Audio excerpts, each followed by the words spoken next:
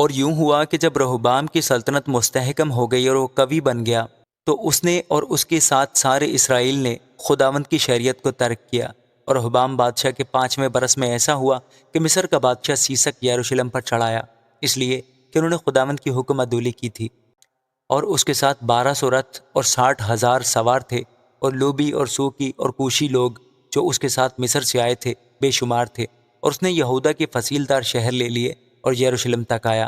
تب شمعیاہ نبی رہبام کے اور یہودا کے عمرا کے پاس، جو سیسک کے ڈر کے مارے یروشلم میں جمع ہو گئے تھے، آیا اور ان سے کہا، خداوند یوں فرماتا ہے کہ تم نے مجھ کو ترک کیا، اس لیے میں نے بھی تم کو سیسک کے ہاتھ میں چھوڑ دیا ہے۔ تب اسرائیل کے عمرا نے اور بادشاہ نے اپنے کو خاکسار بنایا اور کہا کہ خداوند صادق ہے۔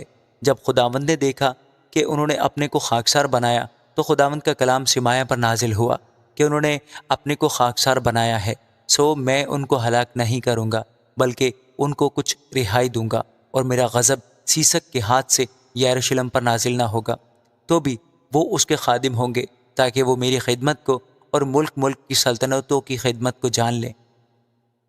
سو مصر کا بادشاہ سیسک یروشلم پر چڑھایا اور خداوند کے گھر کے خزانے اور بادشاہ کے گھر کے خزانے لے گیا، بلکہ وہ سب کچھ لے گیا، اور سونے کی وہ ڈھالیں بھی جو سلیمان نے بنوائی تھیں لے گیا۔ اور رہبام بادشاہ نے ان کے بدلے پیتل کی ڈھالیں بنوائیں اور ان کو محافظ سپاہیوں کے سرداروں کو جو شاہی محل کی نگہبانی کرتے تھے سونپا۔ اور جب بادشاہ خداوند کے گھر میں جاتا تھا تو وہ محافظ سپاہی آتے اور ان کو اٹھا کر چلتے تھے، اور پھر ان کو واپس لا کر سلاح خانہ میں رکھ دیتے تھے۔ اور جب اس نے اپنے کو خاکسار بنایا تو خداوند کا غضب اس پر سے ٹل گیا، اور اس نے اس کو پورے طور سے تباہ نہ کیا، اور نیز یہودا میں خوبیاں بھی تھیں۔ سو رہبام بادشاہ نے قوی ہو کر یروشلم میں سلطنت کی۔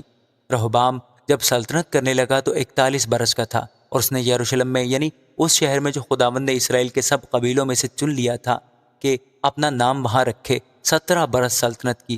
اور اس کی ماں کا نام نعما امونیہ تھا، اور اس نے بدی کی کیونکہ اس نے خداوند کی تلاش میں اپنا دل نہ لگایا۔ اور رہبام کے کام اول سے آخر تک، کیا وہ شمعیاہ نبی اور عید و غیب بھی ان کی تواریخوں میں نسب ناموں کے مطابق قلم بند نہیں؟